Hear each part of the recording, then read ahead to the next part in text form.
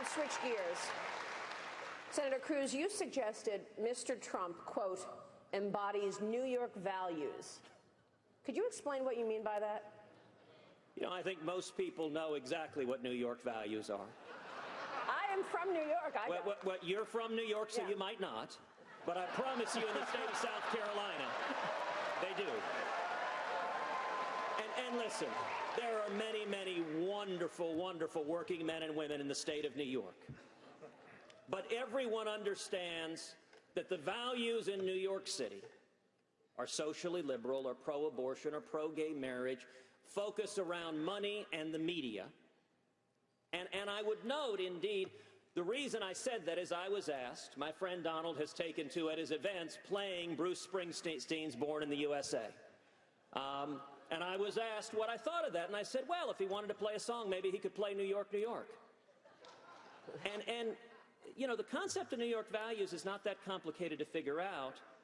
Not too many years ago, Donald did a long interview with Tim Russert. And in that interview, he explained his views on a whole host of issues that were very, very different from the views he's describing now. And his explanation, he said, look, I'm from New York. That's what we believe in New York. Those aren't Iowa values, but this is what we believe in New York. And so that was his explanation. And I guess I can frame it another way. Not a lot of conservatives come out of Manhattan. I'm just saying. Are you sure about that? Maria? So conservatives actually do come out of Manhattan, including William F. Buckley and others, just so you understand. And just so, if I could, because he insulted a lot of people, I've had more calls on that statement that Ted made. New York is a great place. It's got great people.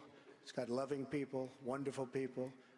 When the World Trade Center came down, I saw something that no place on earth could have handled more beautifully, more humanely than New York. You had two 110-story buildings come crashing down. I saw them come down.